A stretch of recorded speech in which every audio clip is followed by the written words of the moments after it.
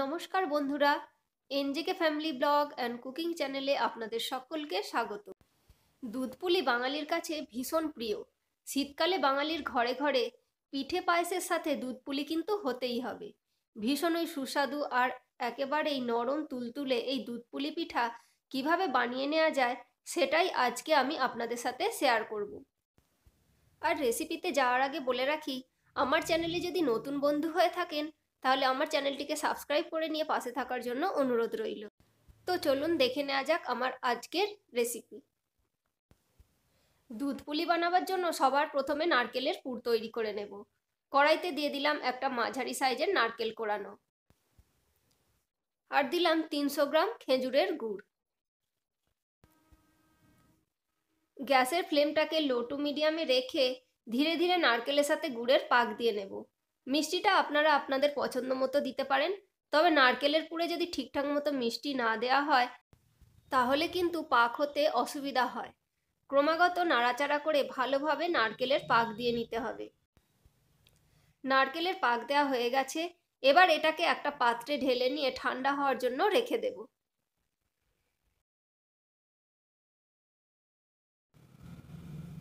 এবারে পিঠে বানানোর জন্য আমি এখানে একটা থালার মধ্যে নিয়ে নিচ্ছি একটা ছোট বাটির 3 বাটি পরিমাণ চালের গুঁড়ো।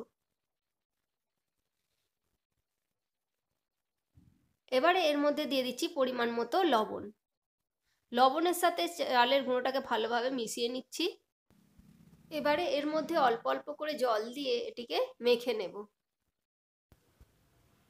প্রথমেই অনেকটা জল ঢেলে যদি এটা মেখে নিতে যান তাহলে কিন্তু ডোটা যদি নরম হয়ে যায় আবার এর মধ্যে চালের গুঁড়ো মেশাতে হতে পারে। তাই প্রথম থেকেই অল্প অল্প করে জল দিয়ে এটিকে মেখে নিতে হবে।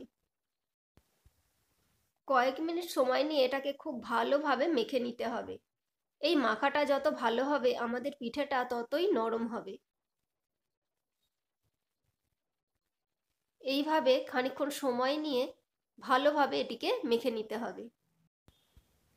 আমরা আটার রুটি বানাবার জন্য ঠিক যেভাবে আটা মেখে নিই ঠিক সেইভাবে এটিকে ভালো করে মেখে নিয়ে একটা নরম সফট ডো তৈরি করে নিতে হবে।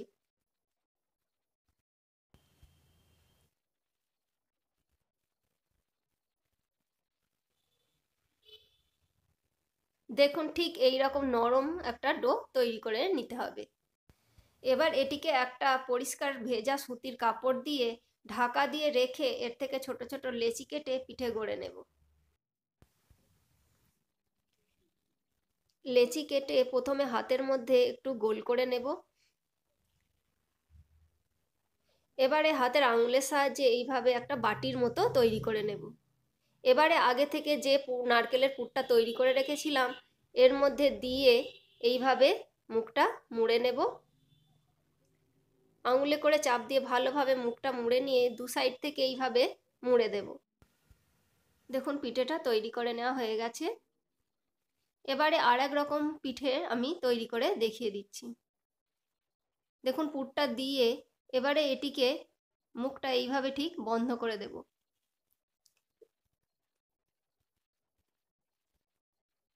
এবারে সাইড থেকে একটু আঙুলে করে এইভাবে চাপ দিয়ে একটু পাতলা করে নিচ্ছি। এবারে একটা আঙুলে করে ঠিক এইভাবে ভিতর দিকে একটু চাপ দিয়ে একটা ফুলের মতো শেপ দিয়ে নিচ্ছি। আপনারা চাইলে এইভাবেও রেখে দিতে পারেন, আবার এইভাবে পাপড়িগুলোর উপরে একটু চাপ দিয়ে একটু কোণ মতো করে স্টার শেপেও করে দিতে পারেন। দেখুন কত সুন্দর দেখতে লাগছে। বোঝার সুবিধার জন্য আমি আর একটা বানিয়ে দেখিয়ে দিচ্ছি। এই স্টার শেপে পিঠে বানানো খুবই সহজ। আপনারা একটু ভালো করে দেখলে খুব সহজেই বানিয়ে নিতে পারবেন। আমরা আলুর পরোটা বানানোর জন্য যেভাবে ঠিক আলুর পুর ভরে নিই ঠিক সেইভাবে একটি ভরে নিয়ে মুখটা এইভাবে বন্ধ করে নিয়েছি, আর সাইডগুলো পাতলা করে এইভাবে আঙুলে করে একটু চাপ দিয়ে নিলেই হবে। দেখুন এই পিঠাটাও কত সুন্দর তৈরি হয়ে গেল। আমি আপনাদেরকে আর একটা শেপে পিঠে করে দেখিয়ে দিচ্ছি। দেখুন মুখটা এইভাবে বন্ধ করে নিয়ে খুব ভালোভাবে তারপর দু আঙুলে চাপ দিয়ে একটু পাতলা করে নিচ্ছি। নিয়ে এবারে একটা আঙুল দিয়ে আবারও ঠিক একই রকমভাবে চাপ দিয়ে নিচ্ছি। দেখে নিশ্চয়ই বুঝতে পারছেন আমি কিভাবে এটা বানিয়ে নিচ্ছি। আপনারা এর মধ্যে যে কোনো শেপে পছন্দ মতো পিঠে তৈরি করে নিতে পারেন। দেখুন কত সুন্দর দেখতে লাগছে পিঠেগুলি।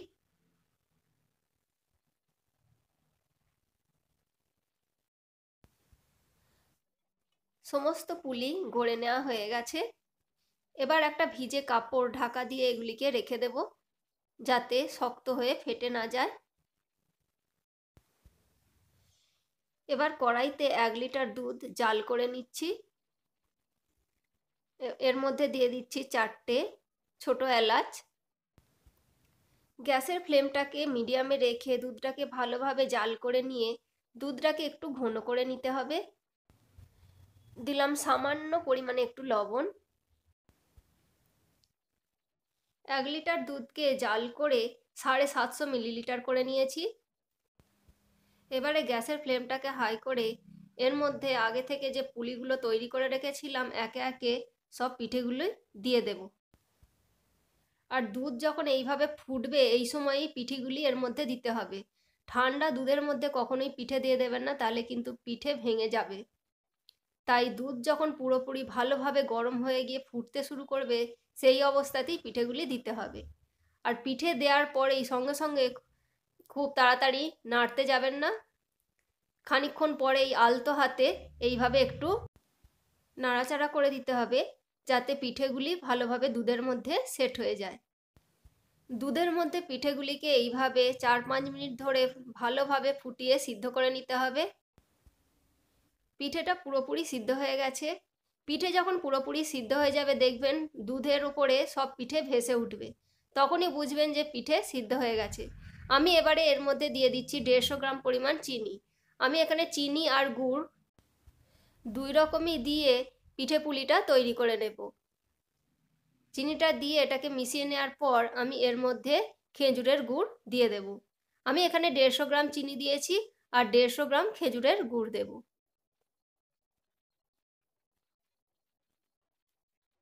আপনারা চাইলে শুধু চিনি কিংবা গুড় দিয়েও এটা তৈরি করে নিতে পারেন। আমি যে খেজুরের গুড়টা এখানে দিচ্ছি এই গুড়টাকে সামান্য একটু জল দিয়ে আগে জাল দিয়ে ফুটিয়ে নিয়েছি। অনেক সময় গুড় দুধের মধ্যে দিলে দুধ কেটে যায়, তাই গুড়টাকে যদি আগে একটু জাল দিয়ে ফুটিয়ে নেওয়া যায় তাহলে কিন্তু দুধের মধ্যে দিলে আর দুধ কেটে যাওয়ার সম্ভাবনা থাকে না।